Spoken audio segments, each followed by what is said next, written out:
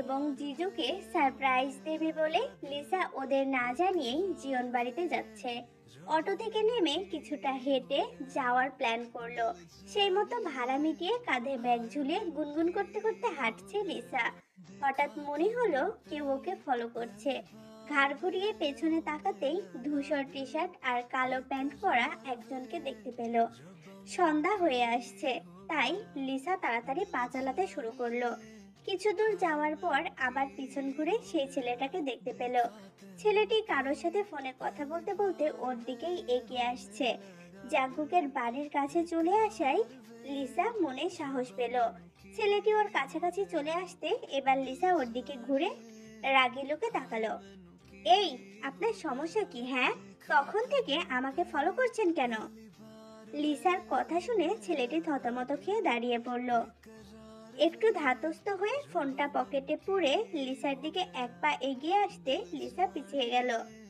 দেখুন, একদম কাছে আসবেন না বলে দিচ্ছি, না হলে কিন্তু। না হলে কি করবেন? আর আপনার কেন মনে হলো আমি আপনাকে ফলো করছি?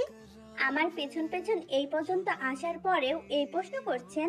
দেখুন, আমাকে কিডন্যাপ করার প্ল্যান থাকলে এক্ষুনি সেটা পাল্টে ফেলুন। ও হ্যালো, আমাকে দেখে কি আপনার কিডন্যাপার মনে হচ্ছে? চোরকে দেখে কোনোদিনই মনে হয় না সে চুরি করে। তাছাড়া সুন্দরী মেয়েদের কিডন্যাপ করার জন্য এখন সুন্দর ছেলেরাই আসে, বুঝলেন? আপনার নিজেকে নিয়ে এই ভুল ধারণাটা দয়া করে বদলে ফেলুন। কি বলতে চাইছেন আপনি? এই যে আপনি নিজেকে সুন্দরী ভাবেন, সেই ধারণাটা পাল্টে ফেলুন, আপনার জন্যই ভালো হবে।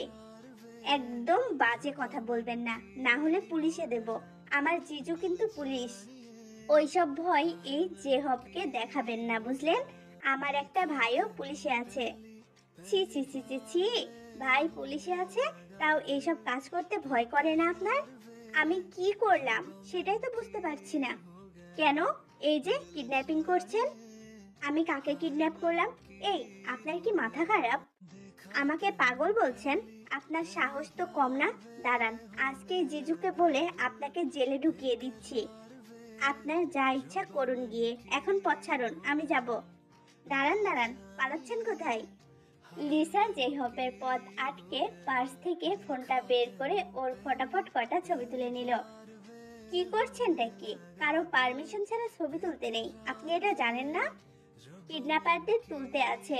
এবার আমি এই ছবিটা জিজুকে দেখাবো, তারপর দেখবেন আপনার কি হয়। উফ, আচ্ছা সমস্যায় পড়লাম তো। এইসব আতপাগল বাচ্চাগুলোকে বাড়ি থেকে কেন যে একা একা ছেড়ে দেয় এটাই বুঝি না। যা, মেয়েটা কোথায় গেল? যেই হোক অন্যদিকে তাকিয়ে বিড়বিড় করছিল, তখনই লিসা ওখান থেকে পালিয়ে জাঙ্কুকের বাড়িতে ঢুকে পড়েছে। তাই যেই হোক আর দেখতে পায়নি।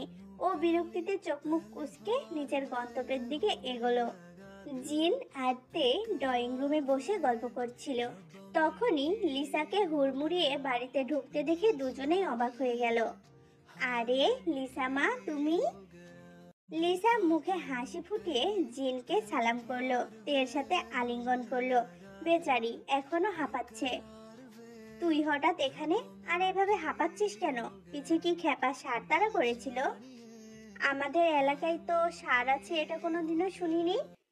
আরে ষাঁড় নয়, কিডন্যাপার তাড়া করেছিল। কোনো রকমে পালিয়ে বেঁচেছি আমি। হাই আল্লাহ, এসব তুমি কি বলছো? ঠিকই বলছি আন্টি, তবে ভয় নেই, আমি কিডন্যাপারের ছবি তুলে নিয়েছি জিজুকে দেখাবো বলে। ভালো করেছিস, ও একটু পরেই চলে আসবে, তখন দেখাস। আচ্ছা, তোর পেছনে ওই কিডন্যাপার কেন পড়লো? সেটা কিডন্যাপ হয়ে গেলে জানতে পারতাম। এখন বেশি প্রশ্ন না করে এক গ্লাস পানি দাও তো। হ্যাঁ হ্যাঁ, তুই বস, আমি পানি আনছি। তে চলে যাওয়ার পরে বাড়ির কলিং বেলটা বেজে উঠলো। আন্টি, মনে হয় ওরা এখানেও চলে এসেছে। তুমি চিন্তা করো না, সত্যি যদি কিডন্যাপার আসে ওদের আমি মজা দেখাবো। হ্যাঁ মা, আমিও তোমার সঙ্গে আছি। বিনা চিনি আর বরফে ওদের ঘোল খাইয়ে ছাড়বো। তুমি দরজাটা খোলো। তে শাড়ির আঁচল কোমরে গুজে যুদ্ধের প্রস্তুতি নিয়ে ফেললো। জিন দরজা খুলে সামনে জেহবকে দেখে একগাল হাসলেন। আপু, ওই দেখ। এ বাবা, আন্টি ওকে দেখে হাসছে কেন? কিডন্যাপারকে মায়ের পছন্দ হয়ে গেল নাকি রে? ওই দেখ আবার সালামও করছে। ওইসব ওদের চাল বুঝলি, ভালো মানুষই দেখিয়ে বাড়িতে ঢুকতে চাইছে। তাকিয়ে দেখ, অলরেডি ঢুকে পড়েছে। দুই বোন ফুসুর ফুসুর করছে। জিন হাসি মুখে জেহবকে নিয়ে বাড়িতে ঢুকলেন। ড্রয়িং রুমে লিসাকে দেখেই জেহব চিৎকার করে উঠল, তুমি এখানে? একদিনে কজনকে ধরে নিয়ে যান আপনি? দেখুন, আমাদের একা পেয়ে একদম কিছু করার চেষ্টা করবেন না বলে দিচ্ছি, না হলে প্রাণ পকেটে ভরে বাড়ি পাঠিয়ে দেব। আরে থামো তোমরা, ও কিডন্যাপার কেন হতে যাবে? ও তো যেই হোক আমাদের পাড়ার ছেলে। যেই হোক লিসার দিকে কটমট করে তাকাতেই লিসা বোনের দিকে তাকালো। সেও ওর দিকে কটমট করে তাকিয়ে আছে। এবার নিশ্চয়ই তোমার ধারণাটা পাল্টেছে। সরি, ওর কথাতে কিছু মনে করবেন না, আসলে বাচ্চা মানুষ তো, তাই বুঝতে পারিনি। তুমি কেন সরি বলছো আপু? ওই রকম পিছন পিছন কেউ এলে সন্দেহ তো হবেই। আমাদের গন্তব্য এক হয়ে গিয়েছিল, তাই তোমার মনে হয়েছিল আমি তোমাকে ফলো করছি। ওই জন্যই বাচ্চাদের বেশি টিভি দেখতে নেই বুঝলে, টিভি দেখেই বেশি পেকে যায় ওরা। লিসা কিছু বলতে গেলে তে ওকে চোখ রাঙিয়ে চুপ করিয়ে দিল। উফ, সত্যি যা হলো না এতক্ষণ। যেই হোক তুই শেষে কিনা কিডন্যাপার হয়ে গেলি। বাচ্চা মেয়েটা বানিয়ে দিল, তো আর কি করব বলো। মা, ওকে তো চিনতে পারলাম না আমি, না মানে আগে তো কখনো দেখিনি পাড়ায়। জিন কিছু বলার আগেই যেই হবে হেসে নিজের পরিচয় দিল। নামটা তো আগেই জেনে গেছো, তাও বলি, আমার নাম জেহব। এই পাড়াতেই বাড়ি, কিন্তু পড়াশোনার জন্য আমি বাইরে থাকি। কালকেই বাড়িতে এসেছি, তাই আজকে দেখা করতে এলাম। তুমি ভাবি তো, তাই না? সরি, তুমি বলে ফেললাম, মাইন্ড করো না যেন। আরে না না, কিছু মনে করবে না। হ্যাঁ, এটাই তোর ভাবি, আর ও লিসা, তোর ভাবির বোন, একটু আগেই এসেছে। জেহব আর চোখে লিসাকে দেখে নিল। জাঙ্কুক ভাইয়া কোথায়? এখনো ফেরেনি? আপনি বসুন, সে এক্ষুনি চলে আসবে। ভাবি দেখো, আমি কিন্তু তোমার বয়সী হব, প্লিজ আপনি বলো না। তাছাড়া সম্পর্কে তুমি আমার থেকে বড়, তাই তুমি করেই বলো প্লিজ। আচ্ছা বেশ, তুমি বসো, তোমাদের জন্য খাবার নিয়ে আসি। হ্যাঁ চল, আমিও তোর সাথে যাচ্ছি। দুজনে চলে যেতেই লিসা এবার জেহবের উপর চড়া হলো। এই, সরি বলুন। কোন খুশিতে সরি বলবো আমি? তখন থেকে আমাকে বাচ্চা বলেই যাচ্ছেন, আবার তুমি করেও বলছেন, সেই জন্য সরি বলুন তাড়াতাড়ি। বাচ্চাদের বাচ্চা বললে রাগ হয় জানা ছিল না তো, এবার জেনে গেলাম। আর হ্যাঁ, আমার হাঁটুর বয়সী কাউকে আমি আপনি তো দূর, তুমিও বলি না। তুমি জাঙ্কুক ভাইয়ার শালি, তাই ছিটে ফোটা সম্মান দিচ্ছি। আপনাকে তো আমি দেখে নেব। বেশ কিছুক্ষণ থাকবো এখানে, যত ইচ্ছে তত দেখে নিও। তে আর জিন ফিরে আসতে দুজন নিজেদের ঝগড়ায় ব্রেক মারলো। অন্যদিকে রাস্তার এক পাশে গাড়ির সাথে হেলান দিয়ে দাঁড়িয়ে আছে সুগা। ওর দৃষ্টি সামনের মানুষটির ওপর স্থির হয়ে আছে। এই ভর সন্ধ্যাবেলা আমার মুখ দেখার জন্য ডাকলেন বুঝি? এই, তুমি কিভাবে বুঝলে? আমি তো কিছু বলিনি এখনো। আপনার যে মাথার সমস্যা আছে সেটা আমি জানি, বারবার প্রমাণ দিতে হবে না আপনাকে। তোমাকে রাগলে না বড্ড কিউট লাগে, তাই তো? এটাই বলবেন নিশ্চয়। না না, কিউট না, পুরো রাক্ষসীর মতো লাগে। কি বললেন? আহ, রাগ করো না তো, কতদিন পর আমাদের দেখা হচ্ছে, কোথায় সুন্দর করে একটু কথা বলবে তা নয়। সুন্দর মানুষের সাথে সুন্দর করে কথা বলা যায়। সোগা গাড়ির আয়নায় ভালো করে নিজের মুখটা দেখে নিল। আমার মুখটা তো অতটাও খারাপ না। ও বুঝেছি, সারাদিন অফিস করে ক্লান্ত লাগছে বলে ভালো লাগছে না দেখতে, এটাই বলতে চাইছো তো? আমি চললাম, আপনি পাগলের প্রলাপ বকতে থাকুন। জিমিন বিরক্ত হয়ে চলে যেতে গেলে সোগা ওর হাতটা ধরে আটকালো। একটু দাঁড়ালে কি খুব প্রবলেম হবে? কেন ডেকেছেন সেটাই তো বলছেন না। তখন থেকে কি আপনি আপনি করছো বলো তো? আমাদের কথা হয়েছিল আমরা একে অপরকে এবার থেকে তুমি করে ডাকবো। আমার সময় লাগবে। ঢং, দাঁড়িয়ে দাঁড়িয়ে ঢং সহ্য করছেন কেন তাহলে? চলে যান না এখান থেকে। অন্ধকারের মাঝে দাঁড়িয়ে জ্যান্ত রাক্ষসী দেখলে ভয় করে, বুঝতে পারছো না? আপনি আবার আমাকে? দূর, আমি থাকবোই না এখানে। জিমিন সুগার কোনো কথা না শুনে গটগট করে বাড়ির দিকে চলে গেল। ও সুগা, কতবার বলেছি জিভে তালা ঝুলিয়ে বেড়াতে, তুই তো শুনবি না। নে, এবার বোঝ কিভাবে রাগ ভাঙাবি জিমিনের। আচ্ছা, হাতুড়ি দিয়ে রাগ ভাঙানো যায়? না না, সেটা সম্ভব না মনে হয়। দূর, তাহলে কি করব? সুগা মাথা চাপড়াতে চাপড়াতে গাড়ি নিয়ে বাড়ির পথ ধরলো। এদিকে জাঙ্কুক ফিরে এসে জেহবকে দেখে খুব খুশি হয়েছে।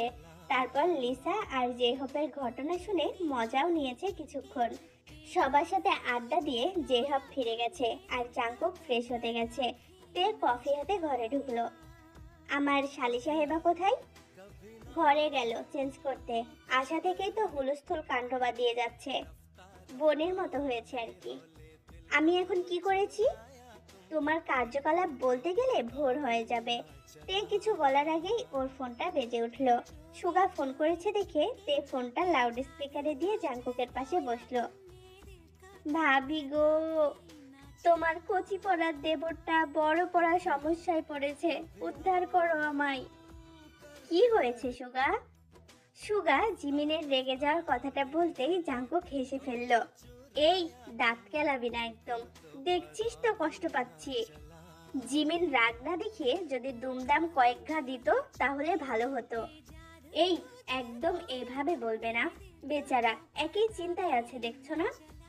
ভাবি মায়ের রূপ, আজকে আবার প্রণাম পেলাম। ওরে গাধা, বলে প্রমাণ পেলাম। হ্যাঁ হ্যাঁ, কিছু একটা পেলেই হলো। ভাবি গো, কি করব বলো না গো। তুমি চিন্তা করো না, আমি জিমিনের সাথে কথা বলছি। আমি একটা ভালো বুদ্ধি দিই, শোন। তুই বরং নিজের বাড়ি থেকে ওর বাড়ি পর্যন্ত নাক ঘষতে ঘষতে যা। উইদাউট নাক আমাকে দেখতে তো বাজে দেখাবে। তুই এমনিতেও ভালো দেখতে না।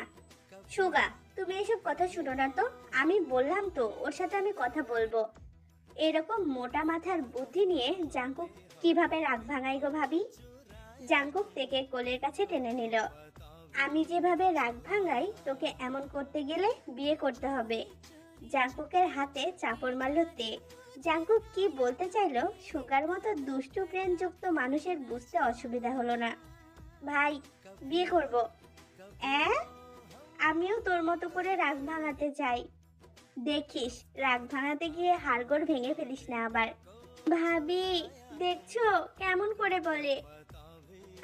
আমাকে মা ডাকছে, আমি যাই। হ্যাঁ, জিমিনের সাথে কথা বলে আমি তোমাকে পরে ফোন করব।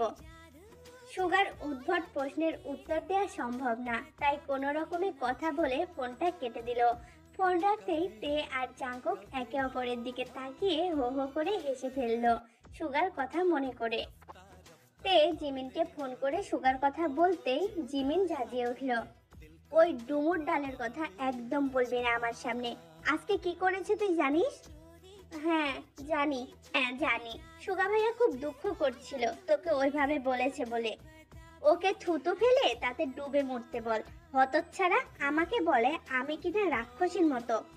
আহ, রাগ করিস না, জানিসই তো সুগা ভাইয়া মজা করতে ভালোবাসে। এই কথাটা জিজু তোকে বললে তুই তো মনে হয় এতক্ষণে জিজুকে ওপরে পাঠিয়ে দিতিস। এইসবের মধ্যে আমাদের টানছিস কেন? আচ্ছা বেশ, টানছি না, তবে তুইও ওর হয়ে কথা আমার সামনে বলবি না। ছেলেটা তোকে ভালোবাসে জিমিন, নিখুঁজই মেরেছে ওর ভালোবাসা। জানিস, আজকে যখন ও হঠাৎ ফোন করে দেখা করার কথা বললো, আমি ভেবেছিলাম আমাকে প্রপোজ করবে বলে ডাকছে, কিন্তু সে কি করলো? এই, ওয়েট ওয়েট, তার মানে তুইও সুগা ভাইয়াকে ভালোবাসিস? ওই রকম এটুলির মতো লেগে থাকলে কেউ ভালো না বেশি পারবে তুই বল। কিন্তু খবরদার তে, এই কথাটা যেন ওকে বলবি না। কেন বলবো না বল? আজকে আমাকে যেভাবে অপমান করলো তার বদলা না নিয়ে আমি কিছুতেই ওকে ভালোবাসার কথা বলবো না। এই বদলার চক্করে আমি বদলে গেছি ভাই, তুইও একই পথে যাচ্ছিস কিন্তু। থাম তো। শোন, তোর আদরের দেবর ফোন করলে বলিস আমি পুরো ক্ষেপে আছি ওর উপর। বলেছি সামনে পেলে ওর মুন্ডু কেটে হাতে নিয়ে ঘুরে বেড়াবো।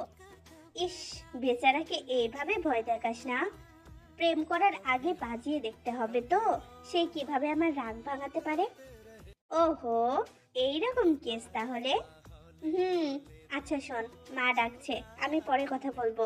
তোকে যেগুলো বলতে বললাম সেগুলোই বলবি। বাই। তে ফোন রেখে দিয়ে করুণভাবে জাঙ্কুকের দিকে তাকালো।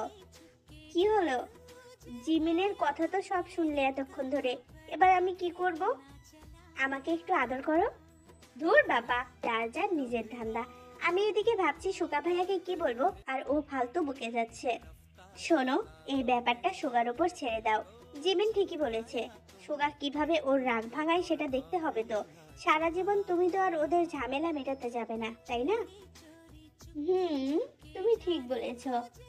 আমি যা কিছু বলি বা করি সবই ঠিক হয়। আরে আরে, কোলে তুলে নিলে কেন? নামাও আমাকে। হ্যাঁ, নামাবো তো। জাঙ্কুক তেকে কোলে নিয়ে বারান্দায় গিয়ে বসে তেকে নিজের কোলে বসিয়ে শক্ত করে জড়িয়ে ধরলো। তুমি না দিন দিন বড্ড অসভ্য হয়ে যাচ্ছ। তে জাঙ্কুকের বুকে কিল মেরে লাজুকভাবে একটু হাসলো। বাবা মায়ের সামনে যেদিন রোমান্স করব সেদিন এই কথাটা বলবে। জাঙ্কুকের কথা শুনে তে চোখ বড় বড় করে ওর দিকে তাকালো। জাঙ্কুক ওর এক্সপ্রেশন দেখে হেসে তের ঠোঁটে হালকা করে ঠোঁট ছোঁয়ালো। রাতের ঠান্ডা পরিবেশ, একে অপরের বাহুবন্ধনে আবদ্ধ হয়ে দুজন উপভোগ করতে লাগলো। Time skip. তে আজকে ইউনিভার্সিটিতে যায়নি লিসা এসেছে বলে। জাঙ্কুকও জোর করেনি, বোনের সাথে সময় কাটানোর পারমিশন দিয়ে দিয়েছে। জিনের সাথে গল্প করে দুই বোনের সারাদিন কেটে গেছে। বিকেলে লিসা বোনের কাছে এসে বায়না করলো ফুচকা খেতে যাওয়ার জন্য। বোনের বায়না মেটাতে জিনকে বলে তে বেরিয়ে পড়লো বাড়ি থেকে। কিছু দূর যেতে রাস্তায় জেহপের সাথে ওদের দেখা হয়ে গেল। আপনি কি সারাদিন রাস্তাতেই ঘুরে বেড়ান নাকি? আজ্ঞে না, আমি বন্ধুদের সাথে আড্ডা দিতে যাচ্ছি। ভাবিকে দেখে দাঁড়ালাম। ভাবি, কোথায় যাচ্ছ? আপনাকে কেন বলবো আমরা কোথায় যাচ্ছি? প্রশ্নটা আমি ভাবিকে করেছি, তোমাকে না। আহ লিসা, চুপ কর না, এভাবে ঝগড়া করিস না। ওর নাম লিসা না হয়ে ফিসা হলে ভালো হতো। তুমি আর ওকে রাগিও না ভাই, প্লিজ। বেশ, তুমি বললে বলে ছেড়ে দিলাম। তা যাচ্ছ কোথায় বললে না তো? ওই মোড়ের মাথায় ফুচকা খেতে যাচ্ছি, লিসা বায়না করছিল খাবে বলে। চলো, আমি নিয়ে যাচ্ছি তোমাদের। আরে না না, আমরা চলে যাব, তুমি যাও, তোমার বন্ধুরা অপেক্ষা করবে। আরে না গো ভাবি, চলো তো, তোমাদের জন্য আমারও অনেকদিন পর ফুচকা খাওয়া হবে। এই, আপনার কি ফ্রিতে খাওয়ার ধান্দা? আগে না ম্যাডাম, আজকে ট্রিট আমি দেব, চলুন। একদম না, তোমার ভাইয়া শুনলে আমাকে বকবে। ভাইয়ার কানে না গেলেই তো হলো, চলো তো। জেহব জোর করে নিয়ে গিয়ে ফুচকা খাওয়ালো। তে বারবার বিল দিতে গেলে জেহব ওকে বাধা দিয়ে নিজেই টাকা দিয়ে দিল। ফেরার পথে তে আর জেহব কথা বলতে বলতে আসছিল, আর একজন ওদের পাশে ঝালে হুশাস করছে। ভাবি, একটু দাঁড়াও, আমি এক্ষুনি আসছি। না, আমি বাড়ি যাব, খুব ঝাল লাগছে, পানি খেতে হবে আমার। সহ্য হয় না যখন তখন এত ঝাল খাও কেন? ভাবি, ওয়েট করো। জেহব দৌড়ে গিয়ে দোকান থেকে দুটো ডেইরি মিল্ক নিয়ে এসে দুজনকে দিল। এই যে নিন, এটা খেলে ঝাল কম লাগবে। তুমি আমাকে সত্যি আজকে বকা খাওয়াবে গো? ভাই হয়ে তো বোনকে এইটুকু দিতেই পারি বলো। বাহ, সুন্দর করে ইমোশনাল ব্ল্যাকমেল করে দিলে কিন্তু। জেহব হাসলো কথাটা শুনে, আর চোখে লিসার দিকে তাকিয়ে দেখলো তার কোনো দিকে হুঁশ নেই। সে এক মনে বাচ্চাদের মতো চকলেট খাচ্ছে। জেহব লিসাকে ঝালের জন্য কষ্ট পেতে দেখে চকলেট কিনে এনেছে। এখন মনে মনে খুশি হলো, যে জন্য চকলেটটা কিনলো সেটা সফল হওয়ার জন্য। দুজনে যখন বাড়ি ফিরলো তখন আরেম অফিস থেকে ফিরে এসেছে। তে সবার জন্য চা বানিয়ে নিয়ে এসে বসলো। জানো মা, জিহব কি কাণ্ড করেছে আজকে? আবার কি করলো ও? তে হাসতে হাসতে ফুচকা খাওয়ানো, চকলেট কিনে দেওয়ার কথাগুলো বলল। ছেলেটা খুব ভালো জানো তো, ছোটবেলায় আমাদের বাড়িতেই পড়ে থাকতো। জাঙ্কুককে নিজের আইডল ভাবতো, তাই ওর সঙ্গে খুব উপভোগ করত। আরএম আর জিন জেহপের প্রশংসা করতে লাগলো। এইসব লিসা চুপচাপ শুনে যেতে লাগলো। আমি কালকে বাড়ি যাব ভাবছি। এখন তো পড়াশোনা নেই, কয়দিন থেকে যাও বোনের কাছে। নাকি আমাদের বাড়িতে থাকতে ভালো লাগছে না? না না, সেরকম কোনো ব্যাপার না। তাহলে কয়দিন থাকো? তাছাড়া 2 দিন পরে জাংকুকের জন্মদিন, তুমি একেবারে জন্মদিন কাটিয়ে তারপরে যাবে। ওয়াও, জিজুর জন্মদিন আসছে। আপু, তুমি তো বলনি আমাকে। বলবো বলবো বলবো করে ভুলে গেছি। তে তো নিজেই জানতো না জাঙ্কুকের জন্মদিন কবে, কিভাবে বলবে? তাই মিথ্যা বলে ব্যাপারটা ম্যানেজ করলো। জাঙ্কুকের জন্মদিন জানতে পেরে তে মনে মনে ঠিক করে ফেললো ও কি কি করবে। ভালোবাসার কথা বলার জন্য এটাই বেস্ট দিন হবে। আমি ওই দিনই পুলিশ বাবুকে মনের কথা জানিয়ে দেব। তে মনে মনে কথাগুলো ভেবে রাখলো।